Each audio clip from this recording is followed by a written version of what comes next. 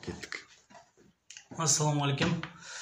Мынау бүгін Қарағандыда ақ дастархан үстінде ұлттық тағам күн мерекесін күнтізбеге мына Нұржан бауырымыз енгізген. Жасағанмен мынандай күнтізбесі бар екен. Қазақтың тойланып түйіс мерекелері болашақта тойланады деп сенем. Президенттің де құлағына жетсе осы тамаша барлығы. Сол ұлттық тағам күндерін біз міне ақ дастарханда осы ағалармен бауырлармен қарсы алып отырмыз. Қазақтың ұлттық тағамы деген кезде енді баяғыда бір оқиға еске түседі. Кезіндегі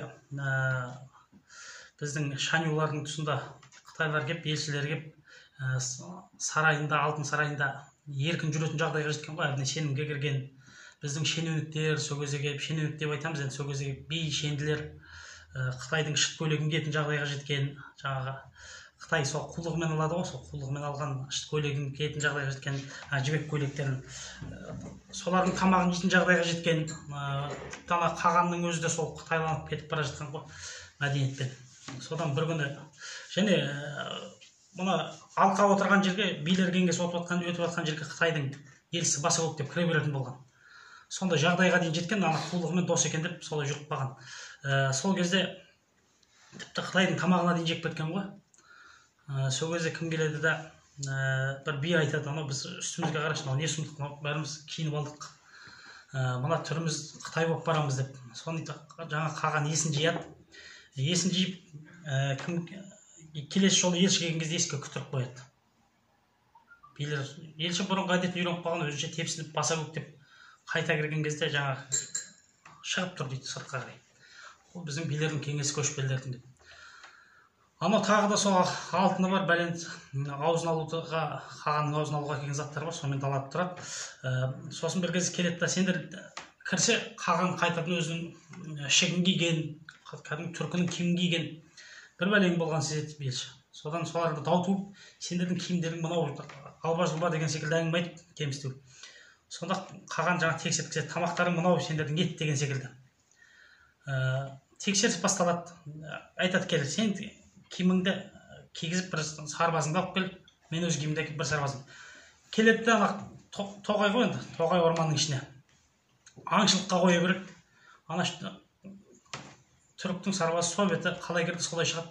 Қытайдың сарбазы алба-жұлба, үсті-басы, шөңге кірген, тікентілген, солайынан шығады. Тамаққа келгенде тура сол нәрсе қайталанады. Қателеспесем, осы бір суықтың тұсында жаңағы Қытай өз тамағын ішеді де, сол желбе киіп етті далада отырады, анау да түрікте сондай дүние істейді. Қытай біраздан кейін қате өліп қалады деген секілді. Қазақтың мынау кез келген жердің тағамы өзінің табиғатына байланысты болады. Мына бізде ет жемесең, сорып ішпесең, жылқының етін жемесең, біздің табиғатта өмір сүру мүмкін емес нәрсе. Ислам дінінің келген тұсында да осы бізге айтқан нәрсе бар, жылқы жеуге болмайды деген. Бұл соғысайын деп тұрады ғой түрікпен жаңағы. Сосын бұл не дін әкелгендер? Бұл мынанша дін жылқының етін жеуге болмайды деген секілді дүниелерді айтады. Сол кезде түріктер, бұл аңызда болуы мүмкін, түріктер біз онда соғысамыз дейді. Біз онда соғысамыз, дінді қабылдамай соғысамыз.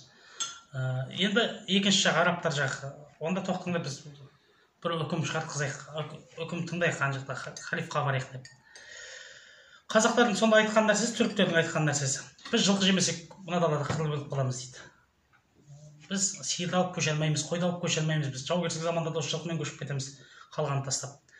Сондықтан қазақтың өз ерекшелігі бар. Дүние жүзінде жылқы жейтін екі ағылып бар, қырғыз бен қазақ қана. Бұл өзіміздің бір бағымыз деп есептеймін бұны.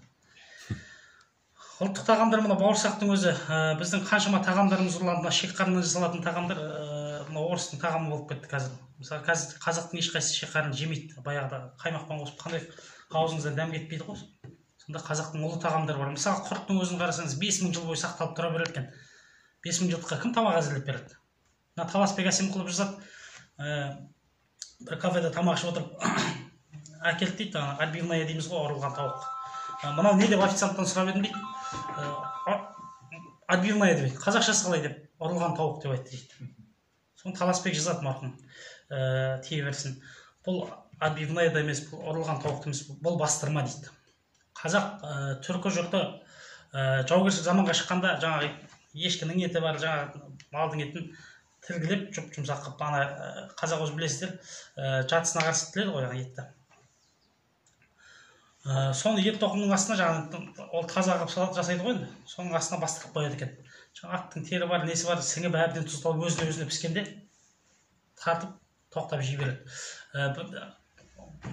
Жаңағы қоржынның бір жақ шетінде тобылғының басы көлгілі, бір жақ шетінде қойдың құйрық майы болады дейді. Оны да жылқыға жұтқызып жібереді, жылқы әлсіремейді.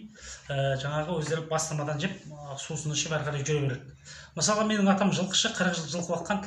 Ол кісілерде бір керемет дәстүр бар жылқышыларда. Енді қазақтың қалған сарқыты ғой. Бұна тоқпақ жал айғырлардың жалының астына қазып байлап жүреді. Қыстың күні сол адасқан кезінде бір боран соғып, бір алай-дүлей болған кезде жылқы кетеді ғой. Жылқышы ешқандай қорықпастан жылқышы сол жылқының соңынан кетеді. Жылқының соңымен бірге кетіп, қарындары ашқан кезде жаңа айғырды ұстап, соның астында пісіп тұрған қазы терімен.